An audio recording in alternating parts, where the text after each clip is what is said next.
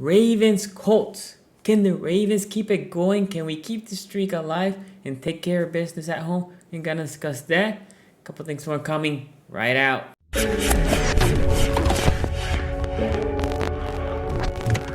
Renegade. Hey guys, my name is Sunny. Welcome to szg.sports. And if you love Raven content, and I know you do, please subscribe, hit the bell so you know every time I go live or I post a video, my review, my preview. Also follow me on Twitter where I am doing the halftime review during the game live. No exception on Monday night, even though, it's going to be like 2, 3 in the morning for me. I'll be doing that halftime show. Anyway, guys, the Colts are a sneaky team because they're actually a good team with a bad record. And I think, last year, obviously, they made it to the playoffs. Phillips Rivers. This year, they changed quarterback, Carson Wentz. Carson Wentz notoriously is been a interception or a turnover machine. Not necessarily the case this year. But let's break it down a little bit more. Before we keep going, let me say that the Colts are missing some key players this week. Paye, right? Kwity Paye, that he's the defensive lineman rookie. I know we did a draft profile for him because the Ravens might have been drafting him. He is missing Quentin Nelson, all-pro guard, future Hall of Fame Quentin Nelson. He's missing. And another one, Rock Yassin, also the cornerback. Really good corner as well. And then we think about two guys playing hurt, quarterback and then running back. Carson Wentz is playing with 2 sprained ankles, and then Jonathan Taylor. Okay, so in this video, we're gonna go keys to the game. We have a behind enemy lines for you, so stay tuned for that as well. Keys to the game to the Ravens. Let's talk about offense. This Colts team possesses a good D lineman. Last year was better. This year's still good, still strong. We're talking about last year. Obviously, they had a guy that we currently have on Houston, but still good. Right now, the Colts are they're 17th in sacks with 8 sacks. Okay, so and let me go through some of these stats. On rush defense, they only allow 1 rushing touchdown.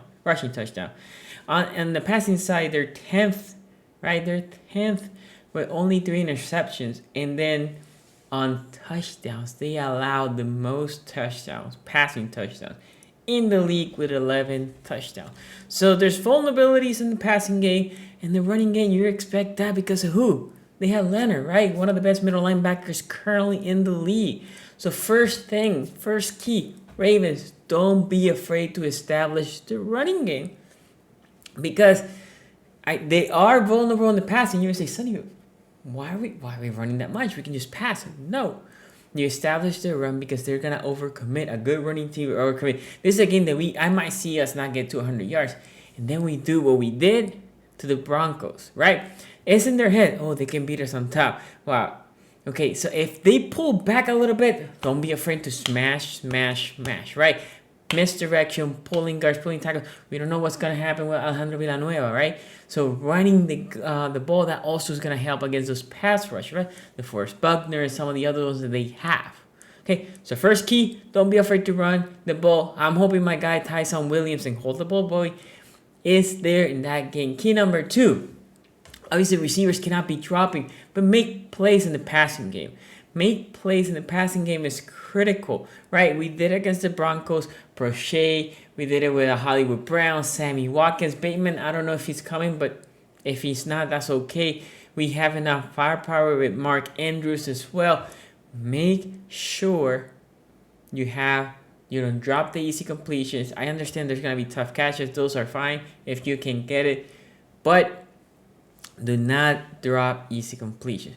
Third, which it might be key number 1, offensive line needs to come and play well. I will give a big shout out to Bradley Bozeman playing a hell of a games at the center position, right? Zeiler has his moments, but been solid. Left guard position, right tackle, he has been solid, especially for a guard, right? McCarry for a guard playing tackle. And then the left side, Alejandro was playing fairly well. We'll see what happens with Smith if Alejandro cannot play. Also, this is, again, one of the keys. Running the ball will help that O-line. But you have to make sure Lamar is protected and has time. Last but not least, for the offensive side, no turnovers. Keep it clean, like my guy in Raven says. Keep it clean. No fumbles, no interceptions. Okay, so Lamar has a streak. He had a streak of I don't know how many. Well, I guess 3 games of interception / fumbles. In the Broncos game was a clean game. Make sure that continues. Because this team, you don't want to give them hope. You don't want to give a change in momentum. And it's with our home crowd, right? So obviously they are already behind their back. Okay, so keys to our defense, because this is important. I gave you my keys to the offense for winning this game. Keys to the defense. This is another game that I was, and it hasn't been good. Patrick Queen in the middle linebacking core. I know people are saying like, oh, let's bring Smith from the Cowboys. Hey, I'm not opposed to that move. We can probably put Bynes in the practice squad and see what Smith can do for us. Smith, if you go to PFF, to the grades, I haven't watched any Cowboys games, so I'm just going to defer to that. Coverage has been good. Tackling has been good, which is one of our poor sides. And the running side has not been great, but I think our D-line can help with that. We get him in the cheap. I'm all for it, okay? So putting that aside, Patrick Queen, that's almost a key number 1, A, B, C, D, and the rest of the middle linebacker. But Malik Harrison has been playing good. Patrick Queen, because I got a lot of you has asking me this question, you can see how the team has been pulling him back. Middle linebackers, you see Leonard, he will not be getting out of the field, right? Think about C.J. Mosley. C.J. Mosley was never coming out of the field. Patrick Queen now, they weren't doing that before. They're pulling him out a little bit more. Why? He's not playing well. He's not producing. Every time they split him wide, he looks pissed. All he wants to do is being there in the middle, right? Which, understandable, that's what all middle linebackers do. But teams will try to put you in uncomfortable situations. You need to excel. If you're that guy, he hasn't been that guy.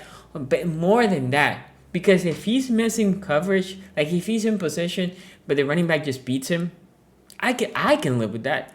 My problem is the tackling. Jonathan Taylor's a hard runner, hard to tackle. Can't do what we did with Williams with him, right? Although it was one run, this dude can break a couple. Tackle, bring him down. Patrick Queen, this is on you because the D-line might get observed in that first level. You, Malik Harrison, need to come down and put the tackle, put that lumber.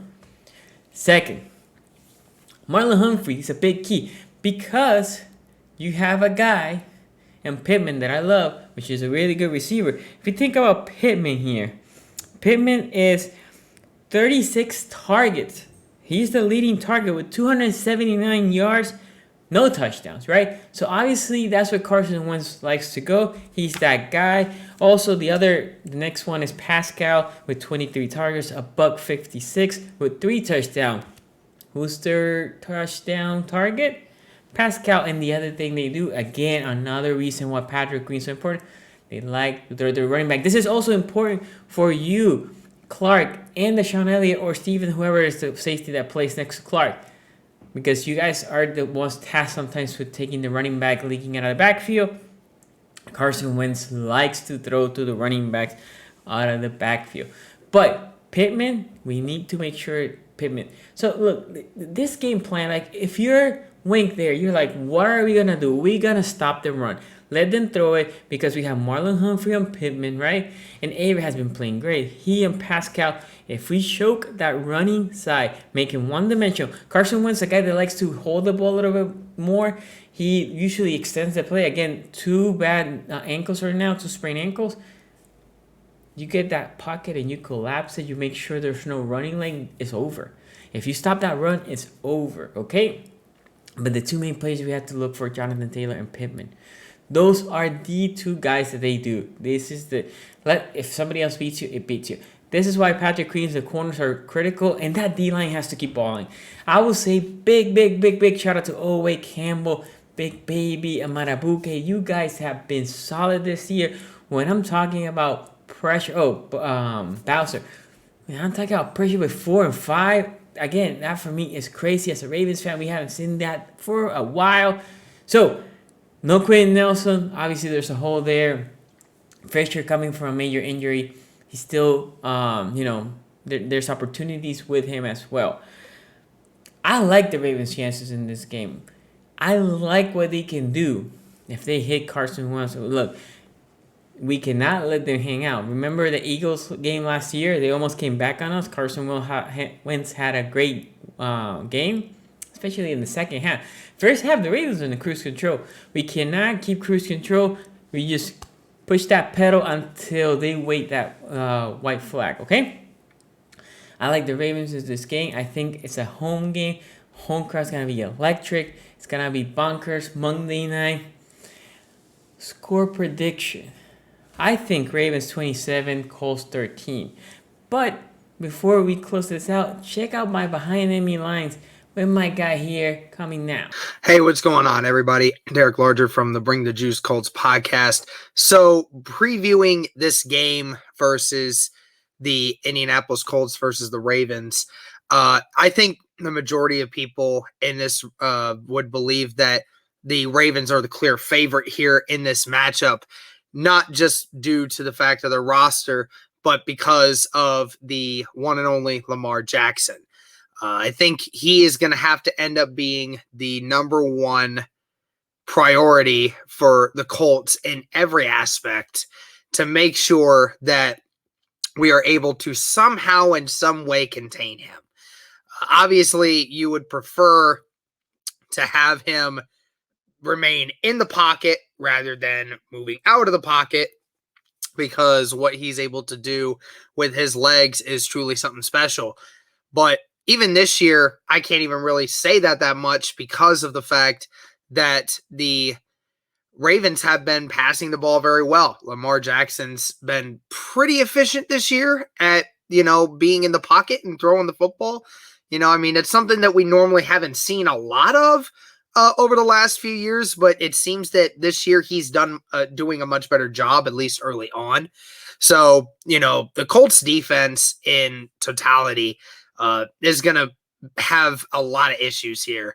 They're able to, I think that we'll be able to slow down the rushing attack from the Baltimore Ravens. I know the Ravens have a decent offensive line. The Colts, while this year haven't been great at stopping the run, they have put a lot more emphasis on that now. And I think that we will be able to slow down at least the rushing attack from the running backs. How we're going to do it against Lamar Jackson, I don't know. How the Colts did in 2020 versus the Ravens back then. The Colts did a fairly decent job in the first half of slowing down Lamar Jackson and making him unable to run very much, but then they were able to make things work that way. Certainly hope the Colts are able to hold down Lamar Jackson in that regard, at least for a half. It'll be pretty difficult, that's for sure. And, with the receivers that Baltimore has, obviously Hollywood Brown, just a speedy demon right there. Just nothing that most of the secondary can do other than try to keep getting burnt deep.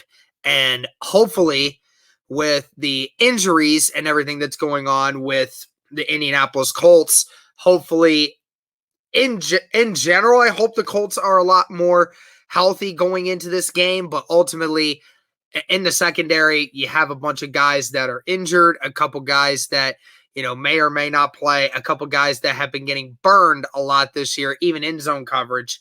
So you certainly hope that the Colts will most likely look to try to keep everything in front of them, which, I assume is the best case scenario because, when you're facing the Ravens, that's exactly what you want. You want to make sure that you're keeping everything in front of you because, the speed of people like Lamar and people like Hollywood Brown and, a tight end like Mark Andrews who can do anything, you have that kind of stuff, and that's very difficult for a defense to have to handle. So you certainly hope that they're able to withstand that.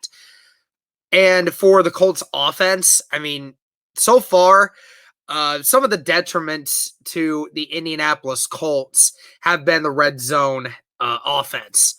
Unsure really how the Ravens defense has done in the red zone. I've heard that they've had a few stops down there, so you certainly are worried about that because, the Indianapolis Colts, up until the Miami game this last week, had really struggled in the red zone, unable to run the football in the red zone, unable to really find a target in the red zone other than our tight end Mo Alley-Cox, who had 2 reception touchdowns against Miami, where Wentz just basically threw it up and let Mo Alley-Cox go and get it. And that's what you pretty much have to do.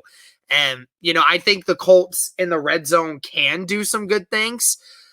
They do have a couple of tight ends who are 6'5" and over, and a couple of wide receivers, one that's 6'4" and can go up and get it. I feel like those 2 are going to be the primary targets in the red zone, and that's just what it has to be in order to maybe get points, because that's a mismatch for anyone on the Ravens defense. Overall, when it comes to the offense has moved the ball fairly well. Even against some of the best of defenses. The Colts did a really great job of moving the ball down the field against the Rams. Did a pretty decent job in a couple places against the Seattle Seahawks of being able to move the ball down the field despite the offensive line problems. Offensive line, not been great this year. I think that most of the Ravens players are coming back from some of their injuries, especially on the defense. So, I look for how that Colts offensive line is going to hold up, because, our right tackle position, if our main right tackle, Braden Smith, doesn't play, our right tackle position for this season has been terrible, with Davenport and Pryor both not doing great, and the Colts really not doing a whole lot to really help on that side, which has been weird. The Colts have been able to run the football pretty effectively, but it ultimately comes down to how much are they going to actually want to run the football. The Colts have gotten away from that a lot, and, the play calling really hasn't been great. So, I look for the Ravens to try to be aggressive on the Indianapolis Colts. I think with so much uncertainty going around the Colts offense, and the Colts offense has been the problem, not Carson Wentz. Wentz has actually been fairly impressive, dealing with everything he's had to deal with inconsistent play calling, bad offensive line play, and, just receivers not getting open, not knowing when to run the football, and having to deal with injuries. He has still maintained a level of good protege here, and I think he can still do some things on this Ravens secondary, which we obviously know took a hit when Peters went down. So, you look at guys like that, and I hope that the Colts offense will continue to try to mix things up like they did against Miami, but I know that this Ravens defense is certainly a much better one than Miami. So, I wish I could say with more confidence that I know what the Colts are going to do in this game, but I really don't. A lot of it's going to come down to injuries, and a lot of it's just going to come down to, their kind of game plan, because right now I can't really tell you what the game plan is. I wish that I could tell you, but I really don't. So I'm going to go ahead and give the score prediction for this game. Like I said, I think the Colts have found some things out, but I still think they're looking to try and figure out their identity. And right now, just with the way the Ravens are playing, even though they've had a few struggles with inconsistency at times on both sides of the ball, they're still a more dominant team right now than we are. And I still think we're trying to deal with the injury bug, and we're still trying to get guys back. We're still trying to figure out our identity on both sides of the ball. So I think that the Ravens are going to have a little more consistency on their side for this game. So I'm going to go with a final score of 31-20 Ravens. That's what I think is going to happen here. I think the Ravens are going to move the ball pretty effectively. I think they're going to score quite a few times, and I think the Colts will make it interesting up until you get to the fourth quarter, and then things are just going to get kind of blown out from there. At least I hope that's not the case, being a Colts fan, but nevertheless, I think that is what is ultimately going to happen. So thank you guys again so much. And final score prediction again is 31-20 Ravens. There you have it. There's this toss from Bring the Juice Pod. You can go check him out. Link is going to be in the description below. But I now want to hear from you. What do you think about this game? Give me your score prediction. Are the Ravens winning or they're not? If you like this video, give it a thumbs up, subscribe to the channel, follow me on Twitter, IG, Facebook at szg.sports. Don't forget, also I do live Mondays, but AFC North Talk Tuesdays and Thursdays, always representing the Ravens. Thanks for watching, and I will see you next time. Peace out.